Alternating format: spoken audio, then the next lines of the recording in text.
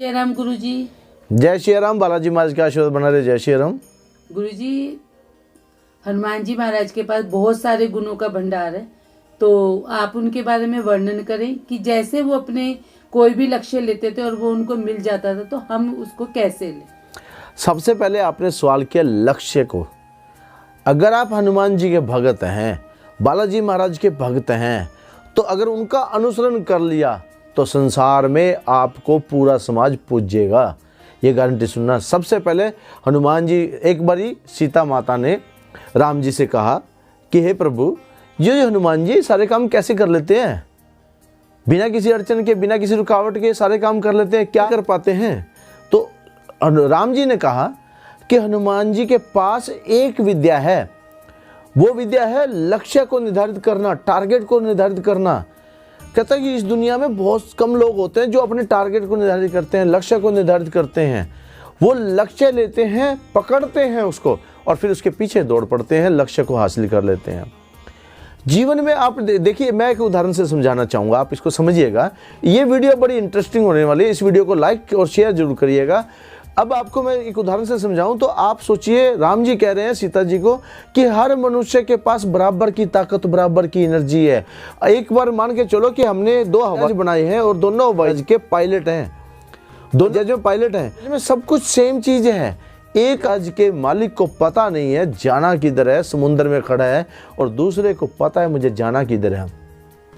जिसको पता है उसे जाना किधर है, वो अपने पायलट यानी ब्रेन रूपी को दिशा देगा, निर्देश देगा, और वो नक्शे भी देखेगा, उसमें से हर वो चीज़ उपयोग करेगा जो उसके लायक है, जो उसको दिशा निर्देश उसके लक्ष्य तक लेके जाने के लिए तैयार है।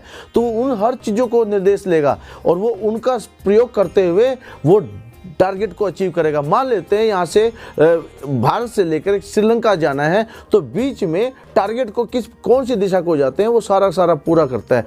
वो टारगेट को अचीव करेगा, पहुँचेगा वहाँ तक, वहाँ से पहुँचेगा और वापसी भी आएगा। 99% चांस है कि वो जाएगा भी और आएगा भी। लक्ष्य जब आप निर्धारित कर लेते हैं तो आप वहाँ तक पहुँचेंगे भी और वापसी आएंगे भी। और इसी प्रकार से जिनका लक्ष्य नहीं होता, जिनका निर्धारित नहीं होता, उनकी हालत कैसी होती है? उनकी हालत ऐसी होती है, तो उनके पास पायलट भी है, उनके पास ब्रेन भी, ब्रेन है, सब कुछ है, नक्शे नुक्शे सब उनके अंदर एनर्जी में पड़े हैं, लेकिन उनके पास दिशा न होने की वजह से वो बेदिशा की ओर चल पड़ते हैं। जहां उनका मन करे, जहां उनका मन करे, उन्होंने अपने हवाई जहाज को उधर चलाया तो, लेकिन एक बार पड़े टापू पे और क्या कह रहे हैं पता? प्रभु आपने हमारी किस्मत खराब कर दी, हमारी तो किस्मत में दम ही नहीं था। अगर हमारी किस्मत अच्छी होती तो हम भी एक अच्छे टापू पे होते। तो प्रभु कहते हैं कि लक्ष्य नहीं था। मेन बात देखिए, आपके जीवन में कोई लक्ष्य नहीं थी, कोई दिशा नहीं थी, कोई टारगेट नहीं था, और हनुमान जी के पास हमेशा कोई ना कोई लक्ष्य होता था। पहला लक्ष्य हनुमान जी के पास क्या था? हनुमान जी के पास, मैं कुछ लक्ष्य के बारे में बात करूं तो आप समझ जाएंगे हनुमान जी के लक्ष्य पकड़ने के। जैसे ही लक्ष्मण को शक्तिवान लगा तो हनुमान जी को पता लगा हनुमान जी का मकसद क्या था, हनुमान जी का टारगेट क्या था। हनुमान जी का लक्ष्य था कि लक्ष्मण के प्राण बचाने, क्योंकि मेरे प्रभु रोने लग रहे हैं। तो उस लक्ष्य के लिए पता नहीं है कैसे बचेंगे, ये भी नहीं पता अभी, लेकिन लक्ष्य पकड़ लिया। लक्ष्य पकड़ा। विभीषण कहते हैं कि लंका में सुषेण वैद है, वो सुषेण वैद को पूरे मकान समेत ले आए। क्यों लेके आए मकान समेत? उसके पीछे का कारण है, कहीं सुषेण वैद ये बहाना न लगा दे कि मेरे तो औजार मेरे घर पे रह गई, मेरे तो बनाने वाली, दवा बनाने वाली वहां रह गई। पूरा मकान समेत ले आए। बुद्धि इसे कहते हैं, लक्ष्य को जो पकड़ता है वो पूर्ण रूप से पकड़ता है। उन्होंने हर प्रॉब्लम का सलूशन ढूंढा और उन्होंने देखा, पूरे ले आए। और जब वो बोले कि हाँ तुम्हें क्या चाहिए, उनके मकान से निकाल के उनको देते रहे, ताकि वो ये ना कह सके। उनको समझाया और फिर उन्होंने बताया कि संजीवनी बूटी इस दिशा की ओर, किंतु परंतु नहीं किया, लक्ष्य की ओर बढ़ पड़े। लक्ष्य के जब चलते हैं तो एक नाम जरूर लेते हैं, वो जय श्री राम। ये जो नाम नहीं है, ये नाम नहीं है, ये ताकत है। ये आपको आपके मंजिल तक लेके जाने के लिए ताकत है। ये एनर्जी, ये एक्साइटमेंट। आपने देखा होगा हनुमान जी के अंदर जब भी लक्ष्य और टारगेट की तरफ जाते हैं, एक एक्साइटमेंट चाहिए होती है, एक एनर्जी लेवल चाहिए होता है। वो एनर्जी लेवल हनुमान जी के अंदर कूट के ऊपर है। जय श्री राम जैसे बोलते हैं, उनकी पूरी बॉडी में, रोम रोम के अंदर सिर्फ नाम मात्र से ही दुश्मन थर थर कांपने लग जाते हैं। ये एनर्जी आपके साथ है। और जो आम आदमी हो तो कहते मैं तो दुखी हूँ, मेरा तो कुछ हो ही नहीं सकता, मैं तो मर गया हो। उनकी एक्साइटमेंट जीरो होती है। हनुमान जी बताते हैं जिनकी एक्साइटमेंट में जय श्री राम होता है, उनकी एक्साइटमेंट में, उनकी आवाज़ में बहुत दम होता है। जय श्री राम जरूर बोलिएगा। और अब जैसे लक्ष्य को लेने चलते हैं और लक्ष्य लेकर के उनके सामने समस्या आती है, ऐसा नहीं होता कि लक्ष्य के सामने समस्या नहीं आती। लक्ष्य के सामने कालनेमी रूपी राक्षस आया, टारगेट के बीच में कालनेमी, और वो भी किसके नाम लेके आया? जय श्री राम का, जिसके हनुमान जी हाथ जोड़ के खड़े हो जाते हैं और कभी जय श्री राम का नाम लेने वाले पर शंका नहीं करते। लेकिन जय श्री राम लेकर उन्होंने रोक लिया, थोड़ी सी बाधा आई, लेकिन अपने प्रभु का नाम लेकर रुके, लेकिन विश्राम किया वहाँ पर। उसके बाद उन्होंने कालनेमी का विनाश किया, आगे बढ़े, और वहाँ पर फिर प्रॉब्लम आई, फिर समस्या आई। अरे भाई ये कौन सा है, इसमें जड़ी बूटी कौन सी है? Solution, go to the solution. पूरा पहाड़ ही उखाड़ लिया, और पूरा पहाड़ उखाड़ करके अर्जेंसी में आए और ला करके सुसैन वैद्य के सामने रख दिया, ये लो। आप क्या करते हो?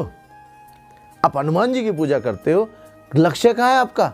कोई लक्ष्य नहीं, कोई दिशा नहीं, पता नहीं क्या बनना चाहते हो, क्या बन रहे हो, कुछ नहीं पता किस दिशा की ओर जाना है। एक लक्ष्य निर्धारित करो, उसका सपना लो, उसे विजुअलाइजेशन करो, उसे महसूस करो, जय श्री राम का नाम लो, उसे लिखो, 21 दिन तक लगातार लिखो, और लिखने के बाद उसे सबकॉन्शियस माइंड में पहुंचाओ। आपके अवचेतन मन में वो जाना चाहिए और आपको महसूस होना चाहिए, विजुअलाइजेशन होना चाहिए। अगर आप इस विजुअलाइजेशन की बात करेंगे तो आपको समझ में आएगा लक्ष्य बहुत ज़बरदस्त है। अरे हनुमान जी तो जब लंका की ओर चल पड़े थे, लक्ष्य आ गया लंका की ओर, और लंका एक पर्वत पर खड़े होकर उन्होंने पहले लंका को ऑब्जर्व किया कि लंका नगरी कैसी है, कहाँ से, एक बिल्कुल जासूस के रूप में गए वो, और वहाँ पे दूत बन के गए, वो श्री राम जी के दूत बन के गए। और लंका के प्रवेश करने से पहले उन्होंने बाहर पर्वत पे उठ करके विशाल रूप से देखा, एक एक जगह पे देखा, वहाँ पे कोई पशु पक्षी खा रहा है, कोई नर खा रहा है, कोई किसी चीज़ को खा रहा है, राक्षसी राक्षस हैं, पहरे ही पहरे हैं। और हनुमान जी ने सोचा कि यहाँ पर इन पैरों के ऊपर अगर इस शरीर से जाऊँगा तो नहीं जा सकते।